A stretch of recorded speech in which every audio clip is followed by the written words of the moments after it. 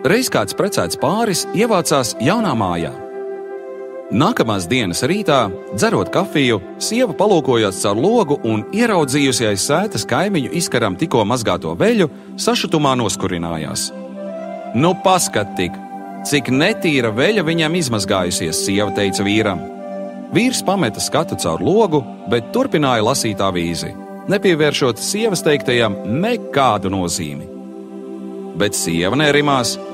Varbūt viņi lieto lētu veļas pulveri, bet varbūt viņiem ir vēl pagājušā gadsimta veļas mašīna. Varbūt viņi vispār to veļu mazgā ar rokām.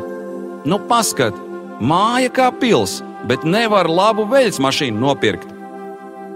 Un tā viņa turpināja ik reizi, kad kaimiņi sētā žāva veļu. Bet vīrs uzmeti sievai domīgu skatienu, šajās vaimanās tā arī nemēdza iesaistīties. Viņš vispār bija iemācījies klusēt. Ne par velti mēdz teikt, runāšana sudrabs, klusēšana zelts. Te kādu rītu vīru pārsteidza izbrīna pilns sauciens. Vai tu re? Nu, pilnīgi cita lieta! Baltie palagi pilnīgi mirdz un laistās. Beidzot laikam labu pulveri nopirkuši. Neko viņi nav nopirkuši. Beidzot ierunājās arī vīrs. Es vienkārši šorīt piecēlos mazliet agrāk un nomazgāju mūsu virtuves logu.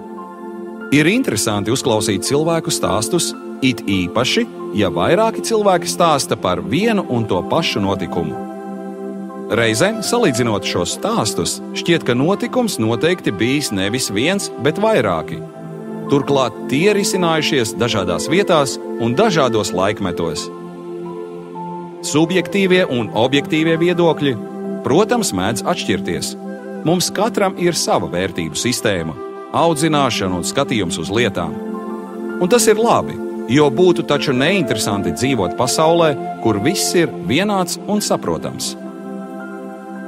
Atšķirīgi viedokļi, protams, ir labi, bet nav labi skatīties uz citiem caur savu netīro logu. Nav labi tiesāt citus par to, ko neesi paveicis pats. Bet tieši to mēs tik bieži darām. Vainojam citus, lai pašiem nebūtu jāķeras pie darba.